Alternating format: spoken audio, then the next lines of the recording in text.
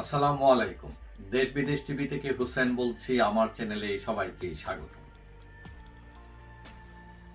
বৈষম্য বিরোধী যারা ছিলেন তারা পরবর্তীতে যে রাজনৈতিক দল করেন নাগরিক পার্টি এনসিপি, এবং তাদের নেতা নাহিদ ইসলাম মন্ত্রী ছিলেন, মন্ত্রিত্ব ছেড়ে এখানে এসে হাল ধরছেন। এখন তাদের দলে এক নেতা নাসির উদ্দিন পাটোয়ারি তিনি দাবি করছেন যে আগামী যে সংসদ নির্বাচন হবে সেখানে প্রস্তাবিত 400 আসনের মধ্যে 300টাই নাকি তারা পাবে।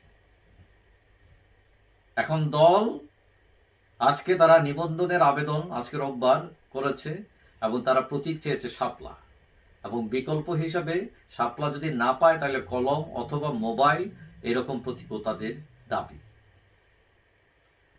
এখন এনসিপির মুখ্য সমন্বয়কারী নাসির উদ্দিন পাটোয়ারি বলছেন যে শাপলাতেই তাদের অগ্রাধিকার, তারা শাপলাই চান, তাদের দলের নেতাকর্মীরা এটাই চাচ্ছেন।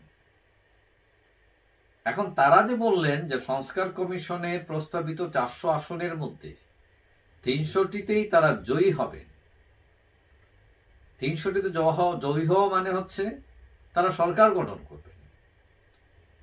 তো এখন তারা কোন হিসাবে বললেন তাতে বোঝা যাচ্ছে যে তারা যদি 300 পান তো বাকি থাকলো 100, তো 100 ভাগ বাটোয়ারা করে নেবে বিএনপি, জামাত এবং অন্যান্য দল, আর আওয়ামী লীগের কথা তো বাদই দিলাম। এখন এটা কি পসিবল কিনা? এখন এনসিপি তাদের যাত্রার শুরু থেকে সমালোচনার মধ্যে আছে।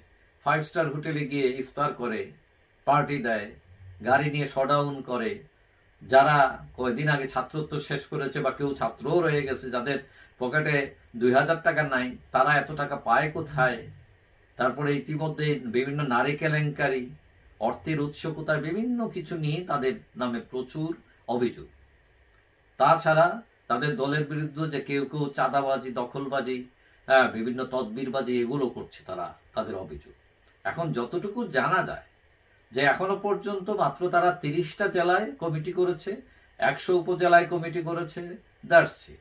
এখনো পর্যন্ত তারা জেলা লেভেলই শেষ করতে পারে এই 10 মাসের রাজনীতিতে। এখন কেউ কেউ মনে করেন তাদের যে প্রথম দিকে মানুষ যেভাবে তাদেরকে সাপোর্ট করেছিল এটা দিন দিন ম্লান হচ্ছে তাদের ইমেজ, এবং তারা যে 300 আসনের দাবি করেছে যে পাবে, এককভাবে নির্বাচন করলে কেউ কেউ মনে করেন 3 আসনও তারা পাবে না, এবং কতজনের জামানত বাজেয়াপ্ত হবে এইটার লিস্ট অনেক লম্বা হতে পারে। এখন তাদের ভরসার জায়গা কোথায়? তারা হয়তো ক্যালকুলেশন করতেছে যে নতুন ভোটাররা সব তাকে ভোট দিয়ে দিবে।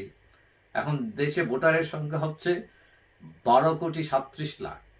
এখন নতুন ভোটারের সংখ্যা মাত্র 18,82,000। এখন সব নতুন ভোটার, তরুণ ভোটাররা তো আর তাদের ভোট দেবে না। সব তরুণ ভোটাররা তো আর বৈষম্য বিরোধী না। সেখানে ছাত্রলীগ আছে, সেখানে ছাত্রদল আছে, ছাত্র শিবির আছে, অনেক রকম সংগঠন আছে।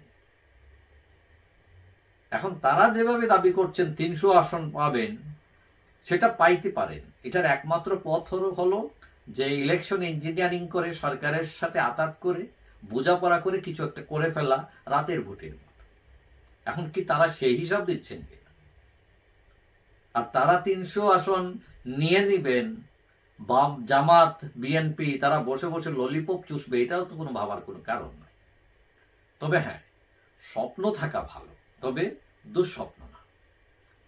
এখন এনসিপি অবশ্যই সম্ভাবনাময় দল, তরুণদের দল, কিন্তু গত 10 মাসে তাদের অগ্রগতি, তাদের রাজনৈতিক অ্যাক্টিভিটি খুব একটা সম্ভাবনার জায়গায় নেই প্রত্যাশিত ভাবে।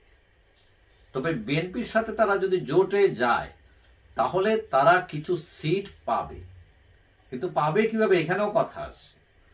ধরেন তাদেরকে 20-30টা ছেড়ে দিল আসন বিএনপি, কিন্তু ওই আসনগুলোতে যদি আবার বিএনপির কোনো লোক স্বতন্ত্র প্রার্থী হয়ে দাঁড়ায়, তখন আবার ঝুঁকিতে পড়বে ওই এনসিপি। তো এখন যদি ধরেন 30 আসন তাদেরকে দিল, 30 আসনও কিন্তু কনফার্ম আসার সম্ভাবনা কম। আর তারা যদি জামাতের সাথে জোট করতে যায় তাহলে বলা যায় যে তাদের আমও যাবে, ছালাও যাবে। এবং ভবিষ্যৎ রাজনীতি করার পথ আরো দুর্গম হবে। তবে যাই হোক, আমরা চাই যে বাংলাদেশে যারাই রাজনীতিতে আসুন, তরুণ মেধাবীরা যদি আসেন, ওয়েলকাম, এবং তারা যেন সঠিক পথে, ট্রান্সপারেন্ট পথে, স্বচ্ছতার সাথে রাজনীতি করে। যাই হোক, তাদের জন্য শুভকামনা থাকবে। যাই হোক, সবাই ভালো থাকবেন। আশা করি দেখা হবে অন্য কোনো ভিডিওতে ইনশাআল্লাহ। আল্লাহ হাফিজ।